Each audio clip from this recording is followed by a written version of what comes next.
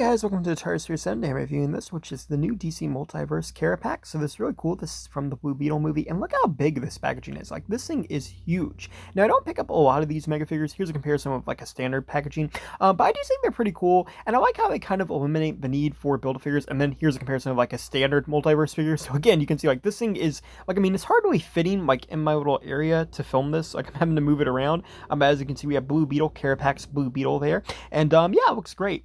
And on the back, we have some artwork for him. Now, out of box, he's pretty cool.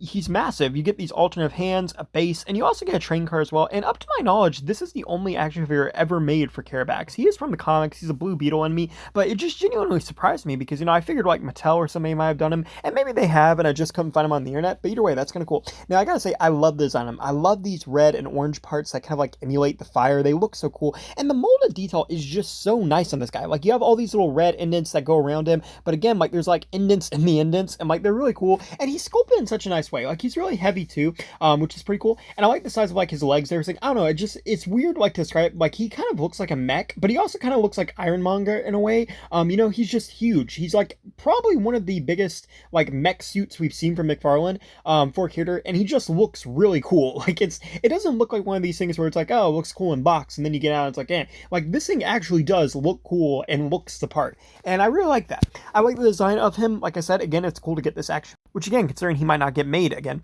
But here's him with the movie Blue Beetle, and again, you can see they're pretty cool. He's a little bit taller. I think it's going to line up like that in the movie, but I also think the proportions, again, just make him kind of stand out and more of like a beast, which I think is pretty cool. And he looks great. Now, here's a comparison with like a standard Rebirth Flash, and yeah, and then here's a comparison too with one of the Build-A-Figures that Mcfarlane has made. So as you can see, he's about the hype of a Build-A-Figure, which is pretty good. And again, for like $40, I mean, you're like significantly paying way less for the Build-A-Figure concept, really getting your value there. Now, in terms of articulation, you have a 360 at the head. You can look up and down, and I like how these little wing parts are on a ball, so you can actually turn them around and move them and articulate them, which is kind of cool. The back ones don't do it, but the front ones do, so that's pretty neat. A little bit of added articulation. Now, you do have a 360 of the arm, but it's a little bit hindered. You can swing out the shoulder, and you have a 360 there. Now, I didn't realize that he had a single joint elbow. I couldn't even realize that he had elbow articulation because of the way it's cut, but he does have a single joint at the elbow, which is pretty cool. But the way it's cut, it doesn't look like it can move, but it can move, which I think is really cool. And yeah, it's like right in there.